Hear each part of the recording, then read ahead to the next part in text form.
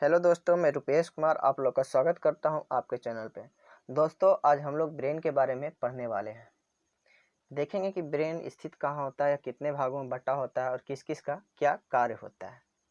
तो हमारे शरीर में जितनी भी क्रियाएं होती है ना, सोना, बैठना, उठना, चलना, याद करना, खाना पीना, रोना, हृदय का धड़कना, वो सारा का नियंत्रण जो करता है वो हमारा ब्रेन ही करता है। तो ब्रेन को हम लोग 3 भागों में बांटते हैं: फोर ब्रेन, मिड ब्रेन और हिंड ब्रेन।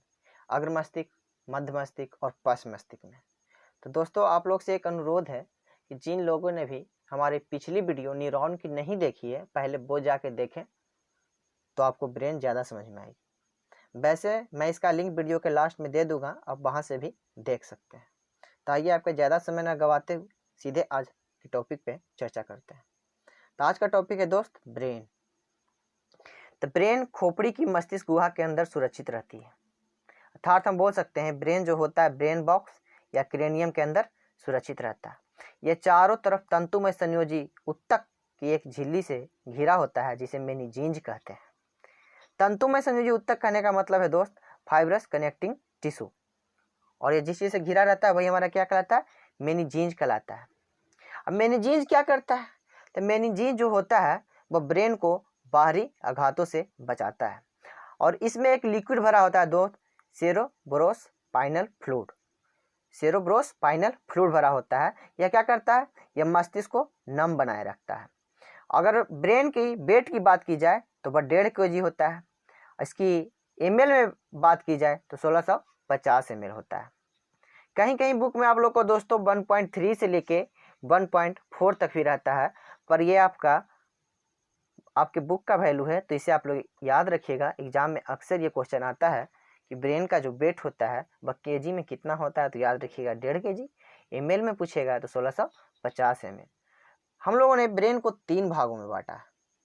3 भागों में कौन कौन सा? जैसा कि हमने बताया, अग्र मस्तिष्क, मध्य मस्तिष्क और पश्च मस्तिष्क।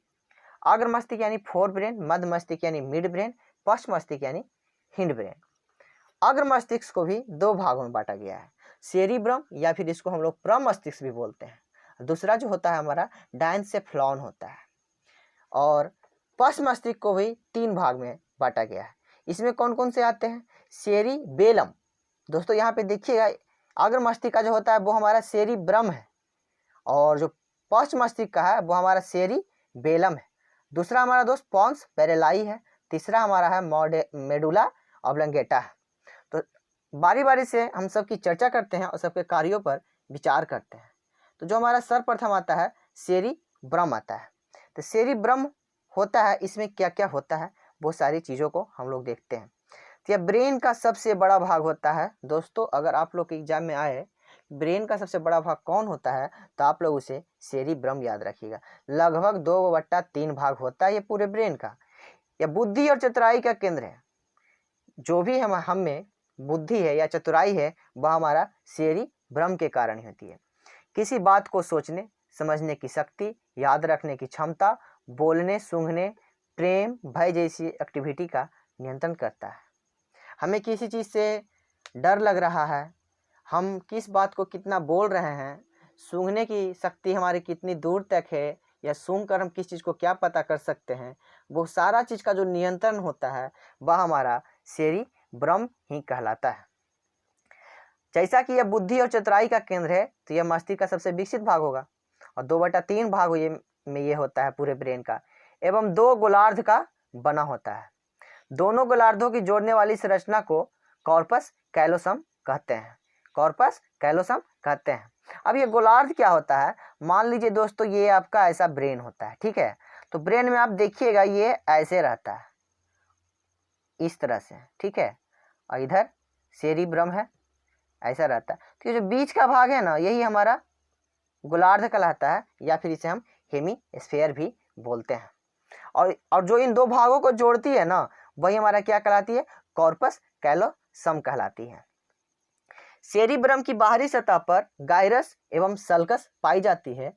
जिस व्यक्ति में इनकी संख्या जितनी अधिक होती है वह उतना ही बुद्धिमान होता है। अब ये सल्कस और गायरस क्या होता है? तो आप लोग देखिएगा, हमारे ब्रेन में जो होता है ना, वो इस तरह की एक रचना पाई जाती है। जो हमारा उभरा हुआ जो भाग है ये ऊपर वाला, ये हमारा गायरस कहलाता है। और जो हमारा ये धंसा हुआ भाग है जो खांचा जैसा बना हुआ है, ये हमारा सल्कस कहलाता है।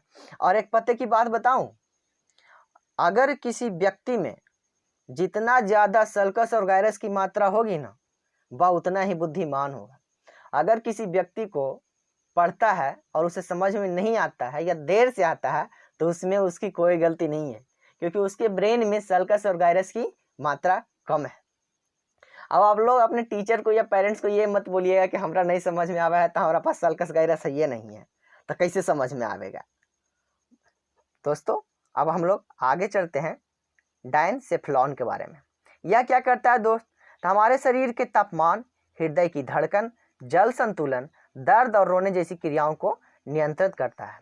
क्वेश्चन आएगा दोस्त कि हृदय की धड़कन को नियंत्रित कौन करता है, तो आपको डायनसेफलॉन आंसर देना है। जो रोने की क्रिया होती है या हमारे बॉडी में जो जल का संतुलन होता है, किसी प्रकार का दर्द होता है, वो हमारा डायनसेफलॉन के कारण होता है। डायनसेफलॉन का और भी काम है दोस्तों, यह भूख, प्यास, संतुष्टि तथा लैंगिक उत्तेजना को भी नियंत्रित एवं नियमित करता है। हमें जो भूख लगती है, प्यास लगती है, हमारी जो सेक्सुअल इच्छा होती है, उसको वह नियंत्रित करने का काम हमारा डायनसेफलॉन करता है। अब बात करते हैं दोस्तों हम लोग मिड ब्रेन की अर्थात मध्य मस्तिष्क की। तो मध्य मस्तिष्क देखो दोस्तों क्या होता है, या अग्र मस्तिष्क को अर्थात सेरिब्रम को सेरिबलम से जोड़ता है। जो हमारा अग्र मस्तिष्क है उसको सेरिबलम पश्च मस्तिष्क से, ये हमारा मिड ब्रेन है, इन दोनों को जोड़ने का काम कौन करता है, हमारा मध्य मस्तिष्क करता है। तो इसके भी कुछ कार्य हैं दोस्तों, वो क्या करता है, यह दृष्टि एवं लवन उद्दीपन को ग्रहण करता है। दृष्टि एवं लवन उद्दीपन कहने का मतलब है दोस्तों, देखने सुनने की शक्ति को यह नियंत्रित करता है। ठीक है, जो हमारे देखने सुनने की जो शक्ति होता है वह हमारा मिड ब्रेन ही नियंत्रित करता है। अब दोस्तों हम लोग पश्च मस्तिष्क अर्थात हिंड ब्रेन या हम सेरिबलम की बात करते हैं। तो सेरिबलम में दोस्तों ब्रेन के इस भाग का मुख्य काम शरीर का संतुलन करना है। सबसे इंपॉर्टेंट काम तो इसी का है दोस्तों। अगर बुद्धि, चतुराई, भूख, प्यास सबका होते हुए भी अगर शरीर का संतुलन ही ना रहे तो हमारा कोई भी बॉडी पार्ट काम नहीं करेगा। अब इसमें हम लोगों ने दोस्तों ने बताया था इसका एक भाग होता है मेडुला ऑब्लंगेटा। तो यह मस्तिष्क का सबसे पीछे का भाग होता है, जैसा कि हम बताइए पश्च मस्तिष्क है, तो यह मस्तिष्क का सबसे पीछे का भाग होता है। तो इसका कार्य क्या क्या होता है दोस्तों, यह हार्ट बीट को कंट्रोल करता है, ब्लड प्रेशर को कंट्रोल करता है, और यह हमारा ब्रीदिंग को भी अर्थात श्वसन को भी कंट्रोल करता है। खांसना हो, छींकना हो या उल्टी आना हो, इन सारी क्रियाओं का जो कंट्रोल करता है वह हमारा मेडुला ओब्लंगेटा है। अर्थात हम कह सकते हैं दोस्तों जो हमारा मेडुला होता है वह हमारी अनैच्छिक क्रियाओं का कंट्रोल करता है।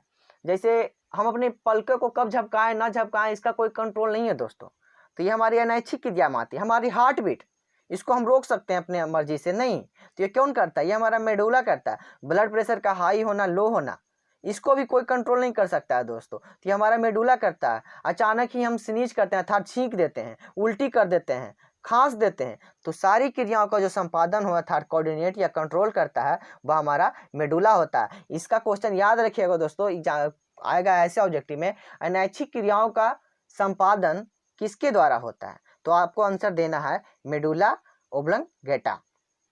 नेक्स्ट है दोस्तों पॉन्स बेरिलाई, जो हमारा सेरिबलम का ही पार्ट है, तो ये भी हमारा दोस्त श्वसन को कंट्रोल करने का काम करता है। पॉन्स बेरिलाई जो होता है वह हमारा श्वसन को कंट्रोल करता है। अब ब्रेन के जो मुख्य कार्य हैं वह कार्य कैसे करता है, तो उसके बारे में हम लोग आइए देखते हैं। तो सर्वप्रथम जो होता है ब्रेन क्या करता है, वह हमारे रिसेप्टर से द्वारा सूचनाओं को ग्रहण करता है। क्या करता है, हमारे जो रिसेप्टर्स होते हैं मतलब न्यूरॉन, जो हम जैसा कि हम एक रफ वर्क में हम न्यूरॉन पार देते हैं, ये हमारा न्यूरॉन है, इससे सूचनाओं को ग्रहण करता है। फिर यहाँ पे भी एक न्यूरॉन होता है, वो आगे की ओर भेज देता है। ऐसे ही हमारा वो ब्रेन के पास जाता है, तो सर्वप्रथम वो क्या करता है, सूचनाओं को ग्रहण करता है टू रिसीव इम्पल्स। फिर वो उसको क्या करता है, उसको आगे की करने के बाद उसको पर वह निर्देश देता है, उसका वह सही आकलन करता है, ग्रहण किए गए आवेगों की अनुक्रिया करता है। Responding to the impulse received, अर्थात जो सूचनाएं आती है हमारे न्यूरॉन के द्वारा ब्रेन में, वह उसको आकलन करता है और उसका वह रिस्पॉन्ड देता है कि आपको क्या करना है, क्या नहीं करना है। वह दिशा निर्देश देता है हमारे मसल्स को, हमारे ग्लैंड को कि ये काम आप कीजिए। और कभी कभी आप देखते होंगे हमारे ब्रेन में बहुत सारी क्रियाएं एक साथ हो जाती है, तो उसका जो कोऑर्डिनेशन बैठाता है ना, वह भी ब्रेन ही करता है। नेक्स्ट पॉइंट है दोस्तों, विभिन्न आवेगों का सह संबंधन अर्थात कोरिलेटिंग वेरियस इम्पल्सेस। ठीक है, तो इसका क्या होता है मतलब दोस्तों, इसका मतलब यही है दोस्तों कि एक साथ बहुत सारी सूचनाओं को आ जाता है, तो उन सूचनाओं को अच्छी तरह से आकलन करके आगे की ओर उसको कार्य करने के लिए मसल्स और ग्लैंड्स को प्रेरित करता है।